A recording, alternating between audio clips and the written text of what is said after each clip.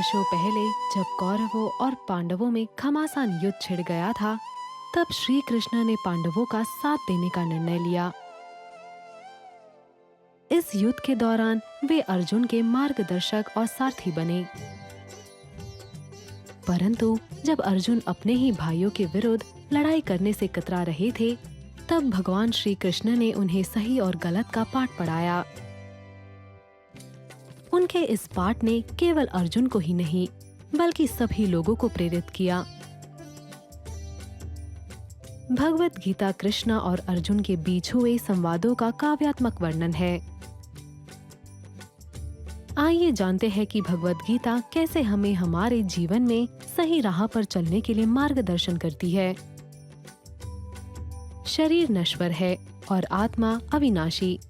भगवान श्री कृष्ण कहते हैं कि हमारे शरीर को तो मारा जा सकता है, परंतु हमारी आत्मा को नहीं। इसे स्पष्ट रूप में समझाने के लिए उन्होंने एक कपड़े का उदाहरण दिया है। वे कहते हैं कि जैसे कपड़े फट जाने के बाद उनकी जगह नए कपड़े ले लेते हैं, ठीक उसी तरह जब मनुष्य की मृत्यु होती है, तब उसकी आत्मा उस शरीर को छोड़ देती है और नए शरीर में प्रवेश करती है। भय ना रखे। मनुष्य को सबसे ज्यादा डर होता है मृत्यु का डर। भगवान श्री कृष्ण कहते हैं कि जब इंसान अपने मन से मृत्यु का भय निकाल देता है, तब वह तनाव मुक्त जिंदगी जी सकता है। क्रोध इंसान को भ्रमित करता है। इंसान की सभी कमजोरियों में से एक है क्रोध। जब इंसान क्रोधित होता है, तब वह अपना आपा खो बैठता है। वह सही गलत की पहचान नहीं कर पाता और क्रोधित होकर अपने आप को हानि पहुंचाता है। संदेह ना करे। क्रोध और भय के अलावा अगर मनुष्य का कोई सबसे बड़ा शत्रु है, तो वह है संदेह।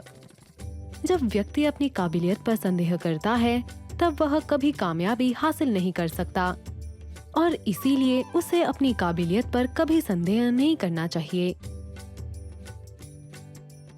हमेशा संयम रखे। इंसान अगर अपने जीवन की गतिविधियों को संभाल नहीं पाता, तो वह अपने कार्य से भटक जाता है।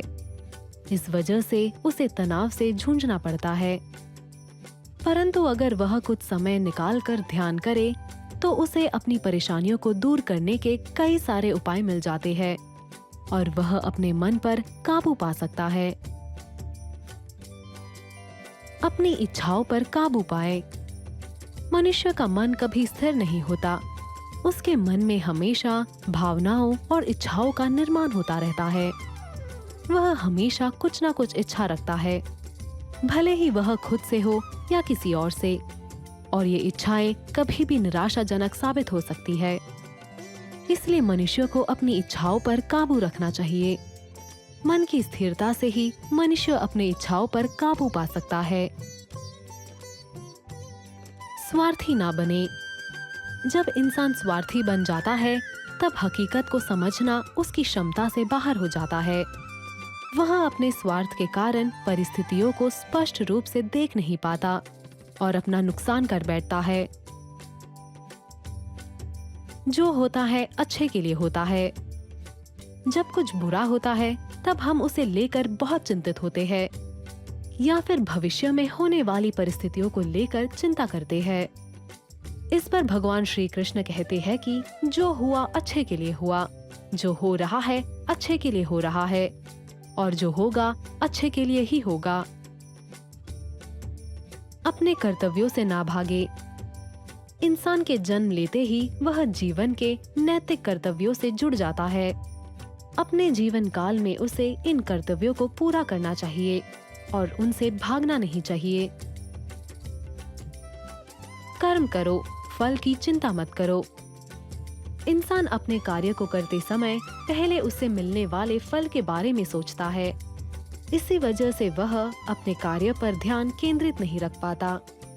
वह अपनी काबिलियत से कम काम करता है और फल पाने की चिंता में उसे अपेक्षित परिणाम प्राप्त नहीं होता। इसीलिए श्री कृष्ण कहते हैं कि मनुष्य को अपने काम पर ध्यान देना चाहिए और उसके बदले मिलने वाले फल की चिंता नहीं करनी चाहिए।